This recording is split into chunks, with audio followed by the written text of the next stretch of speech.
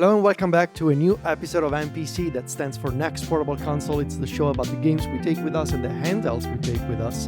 And maybe sometimes we actually use those handhelds and some other times we don't. We'll talk about that later. I am Federico and I'm joined by John Voorhees. Hello, John. Hey, Federico. I see you're home and I'm glad we're back and able to do an episode. We took a week off because our schedules were a little bananas between... personal stuff and us at WWDC, but here we are, and we're going to catch up on the news and talk about a bunch of stuff. Brendon is taking another week off, so yes, we miss you, Brendon. He'll be back with more thoughts about the handhelds, because that's what he does. But I mentioned the handhelds that we take with us up front, John, because we just traveled a couple of weeks ago to WWDC in California. It was a long flight for me. And I told you I was going to bring both my Nintendo Switch 2 and my Legion Go 2. I ended up just taking the Switch 2. Okay. And I never played. So I either worked or slept. That's what I did. Yeah. Okay. So yes, I will say that, yes, that was the same experience for me. Although I was a little better off because I brought the RG Rotate, and that's a lot smaller. So I didn't have the big Switch in my bag.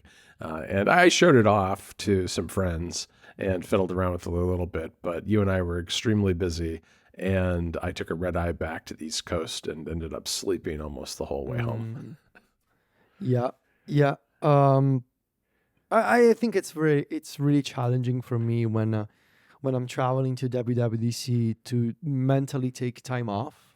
That is your focus is on work, and it's hard to break free from that, I think. That is always the challenge with playing video games when you are an adult, right? Taking your mind off, family duties or work, especially when you're self-employed. It can be challenging to carve out some time just for playing video games, which I am going to do this weekend, because I think I do want to play The Adventures of Elliot. I played a little bit last night. Oh, you did? Yeah, Nice. I did. I just got started. It was just early stuff. I played the demo months ago and I loved it. So yeah. I'm torn between deciding, do I want to play on the Legion Go 2 or do I want to play on the Switch? I think I'm gonna go Legion Go 2 because I want to see those HD 2D graphics pop on the OLED. Yeah, that would look so nice. I think I'm gonna go with Steam. But yeah, I think it can be challenging, especially when you don't work in the video game industry as your primary job, because we do other things for our main job. It can be hard to say, well, I'm just gonna set aside 3 hours to play video games, especially when you have a family, when you're a grown up. I think a lot of our listeners can relate to that, but it's especially tricky for me when I'm going to WWDC, where it's arguably the most important event of our calendar year at Mac Stories. Yes. Because they announce all the software that we're going to be writing about for the next 6 months. So, and then obviously coming back, first of all, I was exhausted and I needed to sleep because I didn't want to destroy my sleep schedule coming back to Italy. And then I just took it easy. I had a really nice meal on the plane and then I slept. Yeah, one of the things that I'm really mindful of when I go to WWDC is trying to avoid getting sick when I get home, right?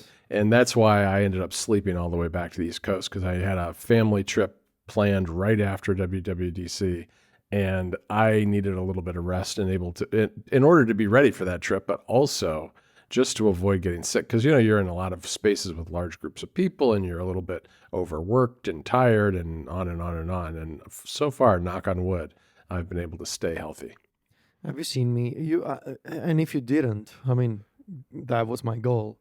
You didn't see me quite often and quite sneakily. So put hand sanitizer on my hands. Oh, I didn't see you doing that. Yeah. I was washing my hands a lot too, but I didn't see you feel sneaking bad the hand. I feel bad doing it in front of people. Maybe I just shook somebody's hand, and it's not that I don't.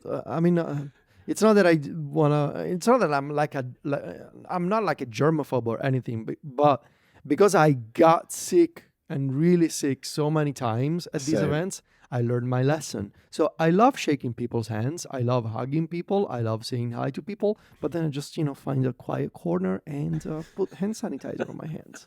Good. No, that's good. You don't want people to think you're making a comment about their No, I'm not. cleanliness. I really am not.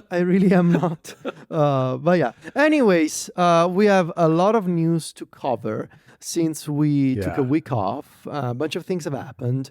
We are saving a lot of Steam and Valve related follow-up, plus some John Controller Corner. It's a recurring section of the show. We're saving some of that for NPC XL, for our Patreon members. But we still have plenty of news to cover on the main show. Before we get to that, 2 follow-up items. John, you are receiving a package soon. I am. The SN operator is in the mail. It actually went from Texas to North Carolina, back to Georgia. Wrong direction. What? No, that's wrong. That's not how it's supposed to go. At least according to the parcel app, it went from somewhere a few hours north of here, back to Georgia, and then back to North Carolina. It is in the Charlotte area. I will probably not have it today. My guess, it's one of those. It's the GOFO or GOFO, one of those fairly cheap delivery services that a lot of these companies use, and I expect it will be showing up probably beginning of next week for the next episode. But I have been looking on the subreddit for Epilogue, and a lot of people in the US are starting to get them. So I know, and the week before is when they started, or the week before, 2 weeks before, they started arriving in Europe. So a lot of people are getting them, and judging from what I saw in the subreddit, a lot of people are really excited and very happy with them. So I'm looking forward to getting it. Hopefully, it'd be great if it came tomorrow on Saturday, because a lot of times the last mile of these delivery services is handled by the U.S. Postal Service. So hopefully, if there's a Saturday delivery, I can actually try it out a little bit early on the weekend. Nice. John, can I interest you in a $3,000 SSD for the PlayStation 5? You cannot. I would love to have an 8 terabyte.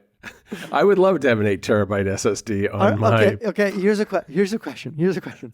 So this is the new SanDisk Optimus GX Pro SSD. Comes in multiple sizes, including an 8 terabyte, $3,000. I mean, technically, it's like 2,900 plus taxes or something like that. Sure. But like my question is, are there enough PS5 exclusives to fill 8 terabytes? Well, that's a good question. I'm not entirely sure.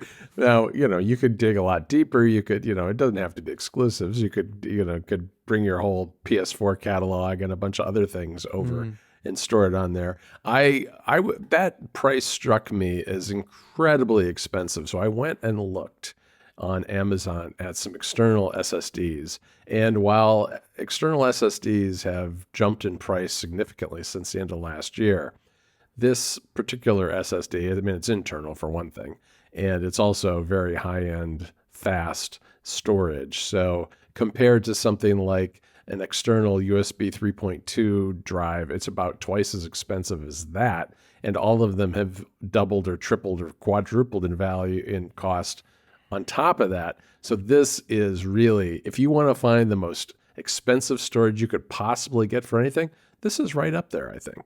8 terabytes. 8 terabytes, $3,000. Yeah, how about that? And we are going to be talking about cost and money some more. Yes, unfortunately. Starting with the new MSI Claw. So we talked about the MSI Claw 8X AI Plus. Can you throw another name? Yes, 8EX MSI Claw 8 EXAI Plus. Yes. We now know that the early bird pricing, so consider yourself lucky when you go to Best Buy and you see this thing for sale for the sweet, sweet price of $1,700. Yeah. As an early bird pricing for this device, which will go up to $1,800 eventually. Yeah. Oof. That's more than we expected. I mean, I think we talked on the show a few weeks ago when we said, minimum $1,500, but I really wasn't thinking it would be more than $1,600 or so myself. 18's a lot. It's not great. Not great. And this whole situation is not getting better. I think it's No. getting worse still. I think too, one of the things that I've observed is I think that we're pretty well tuned into it. You know, people in the Mm, gaming world who have been dealing with handhelds are more tuned into this than most people because this hit the hardest on the smaller companies that are making a lot of these handhelds. And, you know, we're always buying micro SD cards and things like that. The people in the Apple world didn't know how good they had it until this week when Tim Cook did an interview with the Wall Street Journal and basically said, yes, prices on computers and iPhones and things are going up. And I knew that that was coming because we knew from dealing with handhelds on this show and looking at projections that people have made about the price of storage and RAM that this problem is not going away anytime soon. It's right now, I'd say most projections show high prices through at least the end of next year. So that's another 18 months. wow, that's not great. It's And not great. the continuing down this roundup of money related items, Yeah. I also wanted to mention that there's now an Indiegogo campaign for the. We also mentioned this one before, the One X Player X2 Mini Pro. Yep. So this has Strix Halo inside. All right, it comes with the Max Plus 388. That's 8-core, 40 GPU cores. It's the Radeon 8060S. It starts at $2,466. I mean, it's a great handheld. It's And OLED. It's got an 8.5-inch screen. It's got a lot of storage, a lot of memory. better specs than a Legion Go 2, for example, because you Yeah. have Strix Halo, obviously, and Right. it looks to be. I mean, it looks like a really, really terrific handheld, especially if you are interested in stuff at the high end of the spectrum. But yeah, $2,500 on Indiegogo, And then you can buy extra batteries for $81 each. so Because yeah, the this thing's going to chew through batteries. It's, you know. I really don't know how many people are purchasing these devices right now. I wonder when these devices just stop being made because I cannot imagine that there is much of a market for a $2,500 gaming Handheld. handheld. With Windows. Yeah. Look, I don't know.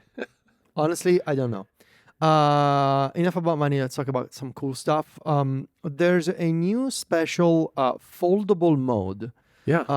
with gamepad controls.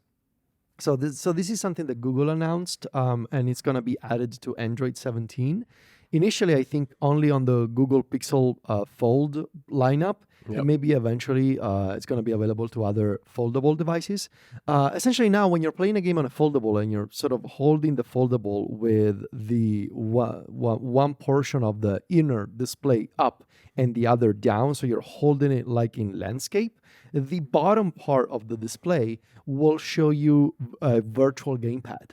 So Yeah, this it is turns it into something that resembles a DS, essentially. yeah, basically. Now this is something that you could have achieved before with some emulators, with some third-party skins. Yep. There are plenty of emulators that kind of do this sort of thing for foldables and using the virtual top screen for showing you the game and the lower half for controls. This is now an official Android feature, and Google is gonna test it on the Pixel Fold line. And I really hope we get it eventually on like Samsung stuff, for example. I think it looks really nice. I wonder if it's going to be themable by developers. I hope so, since it's Android. I mean, why wouldn't you be able to customize it? Right. Do you think Apple would ever do this with a foldable phone? I don't think so. Yeah, maybe. I could see Apple do an API instead of designing the controller. I could see Apple designing like an API to Yeah. tell developers, design your controller. Because I really cannot imagine Apple designing a video game controller. Yeah, it's kind of funny, really, when For, you think for about as it. much as you will love Apple to design a controller, I think Apple would just say, yes, we're giving you a virtual game controller API that game developers can implement in their games. It just seems like the kind of thing that's better at the OS level. That it seems like it should be an I know. OS feature and not a game feature. You know what I mean? Yeah, I know. But John, can you tell me about what Belkin did?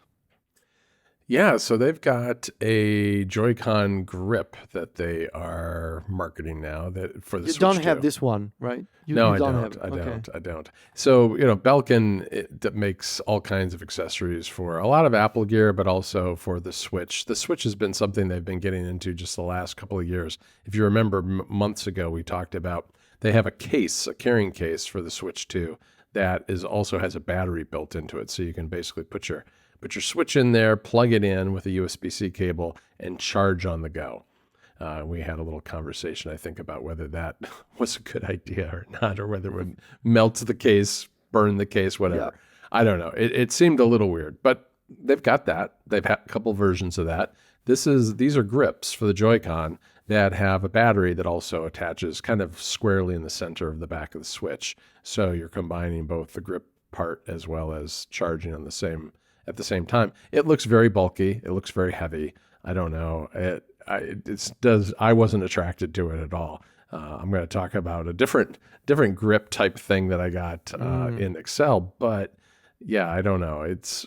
There are things you can do. We've talked too about the Genki has like the 10,000 milliamp hour battery that is MagSafe that you can attach to the back of various handhelds. That to me, I think the Belkin is also 10,000 milliamp hours. But the Belkin, I mean, the Genki one looks a lot slimmer, so I'm not sure what's going on with Belkin. They've just got a lot of plastic going on there. It looked a little too bulky to me. Yeah. Ambernick is back to teasing mode. Yeah. And this one is interesting. So It is. Belkin is teasing its first Snapdragon handheld.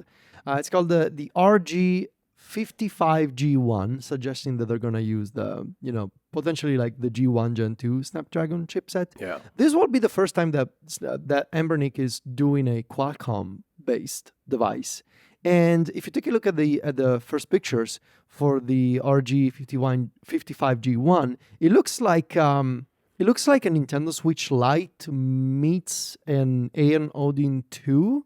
Or maybe a Retroid, one of the Retroid handhelds. Maybe one of the Retroids. Yeah, there's a lot of similarities between those various devices. It looks really interesting to me. So this has a 5.5-inch display. Yeah. 3D Hall effect joysticks, available in multiple colors. You have the sticks at the bottom, D-pad at the top, available in a really nice looking purple, but also a really nice looking white or light gray. And we don't have more details than this so far. No, we don't even have confirmation that it's a Snapdragon, although based on the way that they tend to name their devices, it's pretty clear that this is from the G1 family of Snapdragon chips. They're teasing it as a new core, a new frontier. This is fascinating to me because it almost feels like Ambernick starting to approach Aeon or Retroid territory, which obviously once you're, we've talked about this many times with Brendon, like once you're done covering all the potential options that you have at the low end, you can only go upstream at some point. And this seems to me like Ambernick trying to go up market and trying to say, well, okay, fine. Now we have all the possible Game Boys. We have a fake PSP. We have a fake Nintendo DS. Plenty of Game Boy-like handhelds. Let's try and make a proper Android. Yeah, it seems to me like what they're trying to do is they've got like a two-pronged strategy. One is let's move kind of into the mid-range, closer to where Retroid and some of the Aeon stuff is, but also let's get weird with the low end, which is the rotate. So I like that. I think getting weird with the low end keeps the company interesting, and inching into the mid-range. They're big enough of these smaller players. Ambernick's big enough that maybe they can do this at a price competitive point, which would be good to see. Yeah. We'll keep an eye on this one. I'm sure. I wanna hear Brendon's reaction when he's back. Yeah.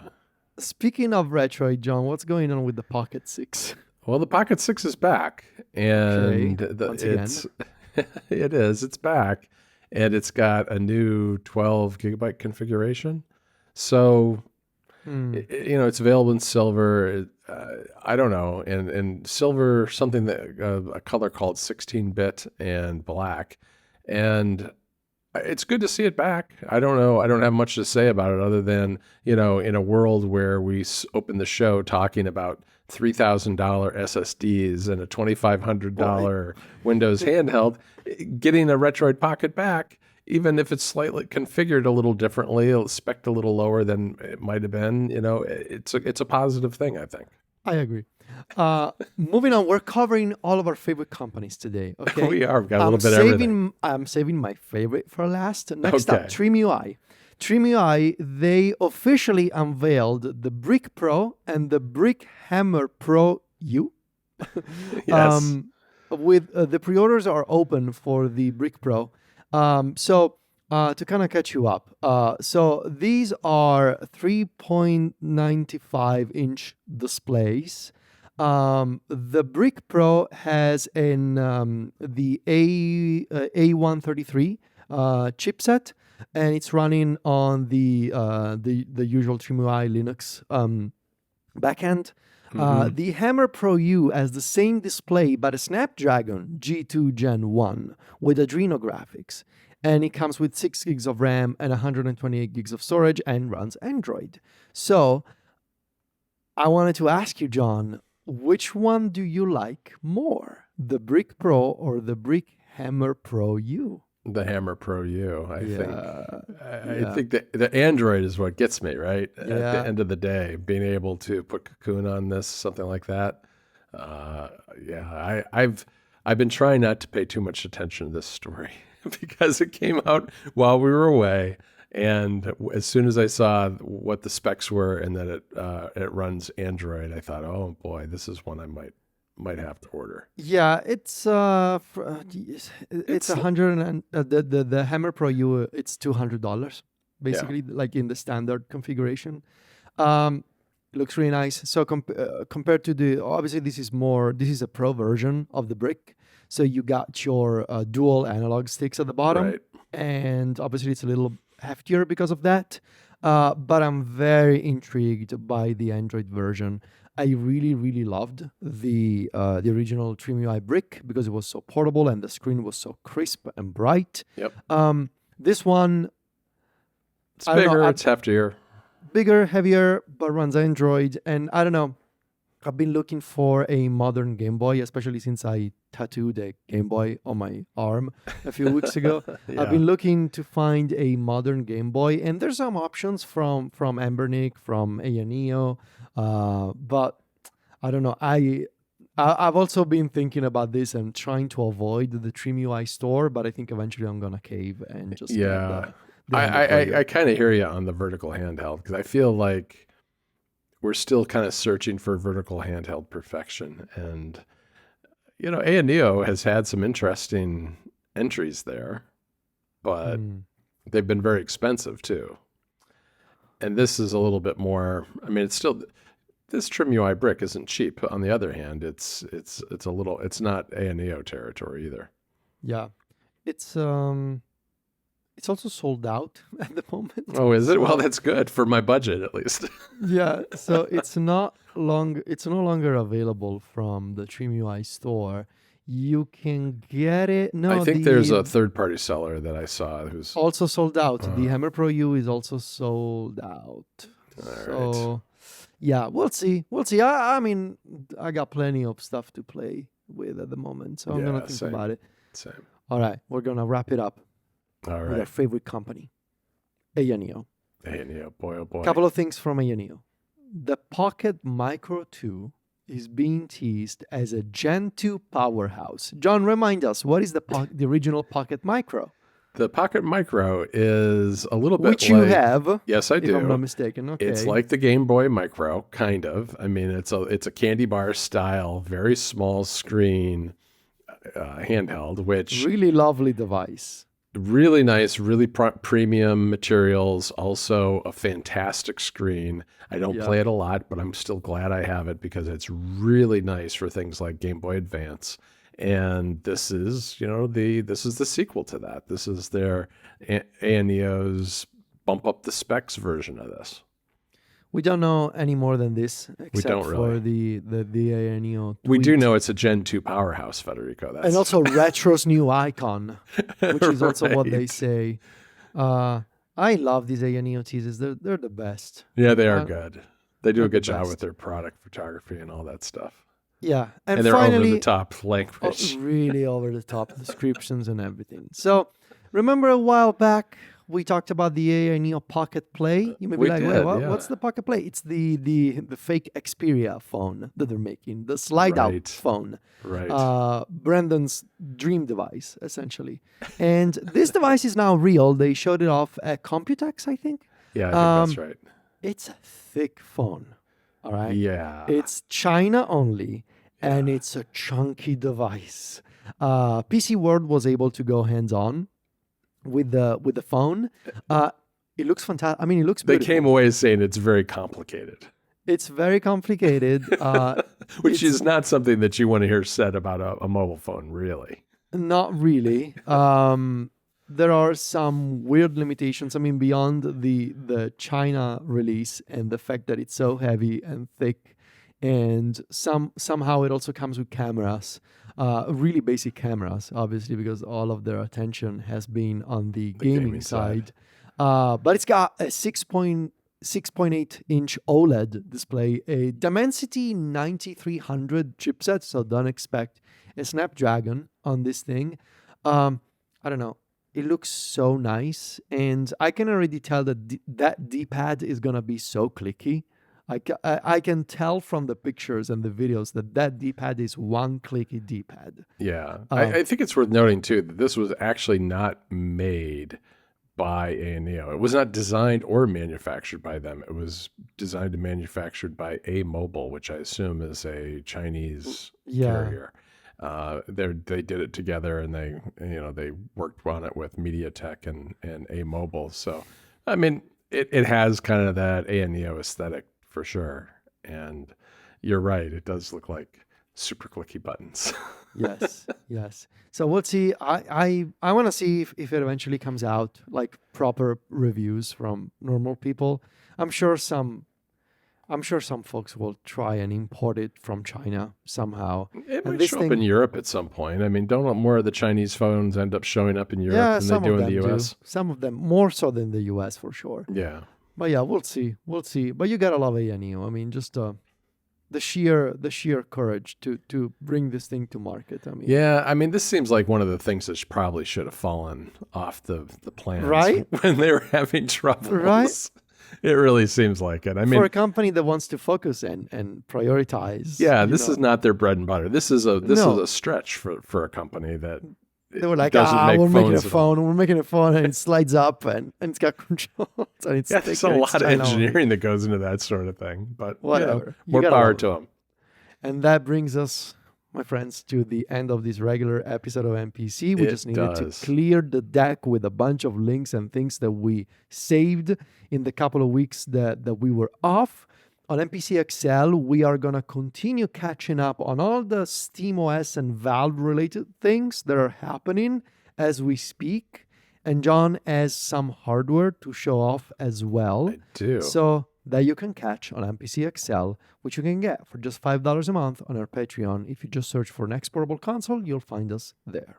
All right. Well, thanks everybody for joining us. We'll be back in another week. I think with Brendon, we'll I think be so. all back together once again. In the meantime, find Brendon over at wavelengths.online. You can find me and Federico over at macstories.net, and all three of us are on social media. Just search for our names there. Talk to you next week, Federico. Bye, John. Do you want me to continue going or stop and then? Let's stop. It's easier.